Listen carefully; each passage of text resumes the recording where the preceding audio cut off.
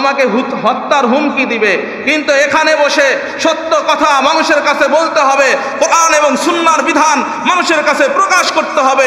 এটা আমি খতিব হিসেবে আমার আমানত, এটা আমার দায়িত্ব এবং কর্তব্য। জোরে বলেন ঠিক কিনা? এই জন্য মনে করছো যে হত্যার হুমকি দিয়ে আমাকে যা তাক মনে করবে, এই জবানকে বন্ধ করে দিবে।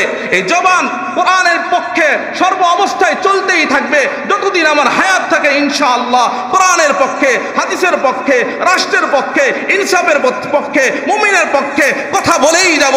কোনো কারো হুমকি ধুমকিকে ভয় পাবো না। জোরে বলেন ঠিক কিনা? আমাকে হত্যার হুমকি দাও, মনে করছো যে আমি একজন মুমিন, আমার জীবন তো আল্লাহ তাআলার কাছে বিক্রি করে দিয়েছে, আমি তো বিক্রিত মাল। আমাকে শতবার হত্যা করবে, ইসলামের জন্য শতবার জীবন দেওয়ার জন্য তৈরি আছি। জোরে বলেন ঠিক কিনা?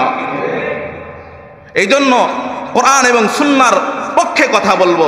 যে ব্যক্তি এই রাষ্ট্রের মধ্যে বসবাস করে এবং ধর্মীয় বিষয়ে যে এরকম নাক গলাতে আসবে, তার নাককে কেটে ফেলা হবে। জোরে বলেন ঠিক কিনা? যে ব্যক্তি এরকম ভাবে মুমিনের জবান চিপে ধরতে চায়, গলা চিপে ধরতে চায়, তার হাতকে ভেঙে দিতে হবে। জোরে বলেন ঠিক কিনা? এই জন্য ভেবো না যে আমি একজন মুমিন খালেদ সাইফুল্লাহকে যদি তোমরা এই জমিনের মধ্যে শহীদ করে দাও, তো হাজারো লক্ষ খালেদ সাইফুল্লাহ এই জমিনের মধ্যে দাঁড়িয়ে যাবে আল্লাহর পাক রব্বুল আলামিনের ইসলামী ঝান্ডা নিয়ে। জোরে বলেন ঠিক কিনা? এই জন্য অতিরঞ্জিত কোনো কিছু ভালো না। আমাদের অনেকে বলেছেন, হুজুর এই বিষয়ে কিছু বললেন, না বলে আর পারতেছি না। তো আমাকে কোনো হিন্দুদের পক্ষ থেকে, উগ্রবাদী হিন্দুত্ব সংগঠন ইসকনের পক্ষ থেকে আমাকে হত্যার মারধরের হুমকি দিয়েছে। তারা আমাদের কাছে এসে মাপ চেয়েছে। তারা বলেছে যে হুজুর এটা যেন সামনে আর না বাড়ে, এরপরে যদি কেউ করে তাহলে তাকে আগে বাঁধবেন, তারপরে উত্তম মাধ্যম দিবেন।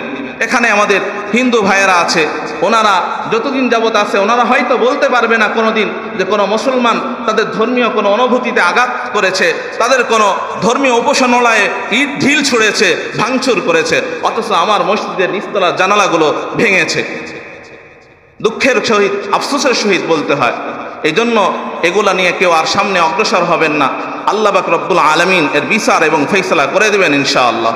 এই জন্য যারা দেশের মধ্যে, রাষ্ট্রের মধ্যে বসে ত্রাস মার্কা হয়, সন্ত্রাসী মার্কা হয়, জঙ্গিবাদ হয়, চাই সে মুসলমান হোক, চাই সে কাফের হোক, চাই সে যে ধর্মেরই হোক না কেন, যে ব্যক্তি রাষ্ট্রদ্রোহিতা কাজ করবে তার পক্ষে কথা আমাকে বলতেই হবে। জোরে বলেন ঠিক কিনা? ইনসাফের কথা খতিব হিসেবে আমার বলা এবং দায়িত্ব এবং কর্তব্য। আল্লাহ পাক রব্বুল আলামিন আমাকে এই মিম্বরে যতদিন আসি ততদিন পর্যন্ত এই মিম্বরের আমানত রক্ষা করার তৌফিক দান করে দেন।